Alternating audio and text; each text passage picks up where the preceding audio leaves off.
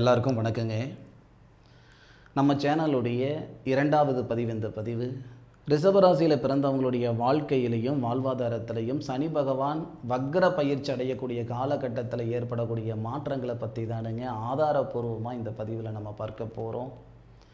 ரிஷபராசியில் பிறந்தவங்களுக்கு ரிஷப ராசியாதிபதி சுக்கிரன் கொடுக்காத யோகத்தை சனி பகவான் தான் தருவார். நிறைய பேருக்கு தெரியும். ஏன்னா சனி பகவான் ரிஷபராசியில் பிறந்தவங்களுக்கு தொழில் ஸ்தானாதிபதியாக வரக்கூடிய கிரகம்.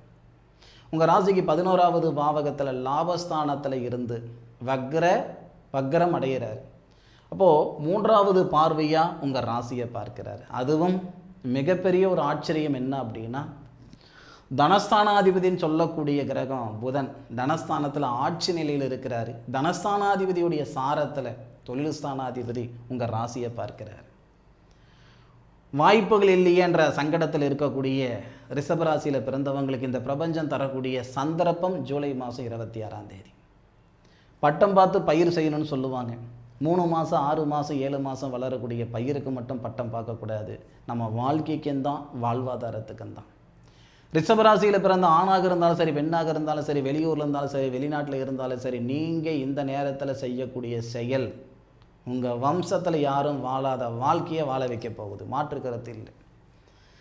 சார் நான் போகாத கோவில் குளம் இல்லை சார், பண்ணாத பரிகாரம் இல்லை சார், வைக்காத வேண்டுதலை கிடையாது சார், இது வரைக்கும் எனக்கு நல்லது நடக்கலை. நேர காலங்கள் சாதகமாக இருந்தால், சந்தர்ப்ப சூழ்நிலை சரியாக இருந்தால், ஆண்டியாக இருந்தாலும் அரசனாக்கிடும் இந்த பிரபஞ்சம். சந்தர்ப்ப சூழ்நிலை கெட்டு போச்சுன்னா அரசனாகவே இருந்தாலும் ஆண்டியாக்கிடும். ஐயா, இந்த நேரத்தில் ரிஷபராசியில் பிறந்தவங்களுக்கு சந்தர்ப்பமும் சூழ்நிலையும் சாதகமாக இருக்குது. தொழில் ஸ்தானாதிபதி உங்கள் ராசியை பார்க்கிறார். உங்கள் ராசிக்கு 5வது பாவகத்தை பார்க்கிறார். பூர்வீக தொழில் செய்கிறவங்களுக்கெல்லாம் இது பிரமாதமான நேரம். ஹோட்டல் கடை வச்சுருக்கிறனுங்க, மல்லிகை கடை வச்சுருக்கிறனுங்க, நிறைய பேர் பூர்வீக தொழில் செய்துக்கிட்டு தான் இருக்கிறீங்க. ரிஷபராசியில் பிறந்தவங்க முன்னோர்கள் செய்த தொழிலை நான் செய்துக்கிட்டு இருக்கிறேன்னா இது பிரமாதமான நேரமாக இருக்கும். அதை விட ரிஷபராசியில் பிறந்தவங்களுக்கு திருமண ஸ்தானாதிபதினு சொல்லக்கூடிய ஒரு கிரகம் உங்கள் ராசியிலிருந்து திருமணகாரகன் சொல்லக்கூடிய உங்கள் ராசிநாதனை பார்ப்பதால் பிரிஞ்சு போன தம்பதிகள் ஒன்று சேர்றதுக்கான வாய்ப்புகள் இருக்குது. திருமணத்தில் இருக்கிற தடைகள் விலகிறதுக்கான வாய்ப்புகள் இருக்குது. பிரிஞ்சு போன காதலர்கள் இல்லை ஒரு ரிலேஷன்ஷிப்பில் இருந்தோங்க பிரிஞ்சு போயிட்டோங்க அப்படின்னாலும் ஆணும் பெண்ணுக்கு இருக்கக்கூடிய அந்த தொடர்பு கட்டாயிடுச்சு, அந்த சொந்தம் விலகிடுச்சு அப்படின்னா உங்களுக்குள்ள மீண்டும் இணைவு ஏற்படக்கூடிய ஒரு அற்புதமான நேர காலங்கள் ரிஷபராசியில் பிறந்தவங்களுக்கு ஜூலை மாதம் 26லிருந்து டிசம்பர் 10 வரை. அதுபோக கழுத்து பிடிக்கிற அளவுக்கு பணப்பிரச்சனை இருக்குது, கடன் பிரச்சனை இருக்குது, இருக்கலாமா இருக்க வேணாமான்ற மனநிலையில் இருக்கிறவங்களுக்கு கூட இந்த நேரம் பிரமாதமான நேரமாக இருக்கும். மாற்று கருத்து இல்லை. தனஸ்தானத்தில் இருக்கக்கூடிய தனஸ்தானாதிபதினு சொல்லக்கூடிய புதனுக்கு தனகாரகன் சாரம் கொடுக்கிறார். புனர்பூச நட்சத்திரம் முதல் பாதத்தில் புதன் ஸ்ரீராமர் அவதரித்த நட்சத்திரம்னு சொல்லுவாங்க. கொடுத்த பணம் வந்து சேர்றதுக்கான வாய்ப்புகள் உண்டு.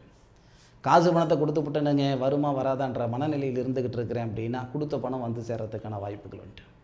செவ்வாய் உங்கள் ராசிக்கு வந்திருக்கார். செவ்வாய் சனியுடைய பார்வை வாங்குறார்.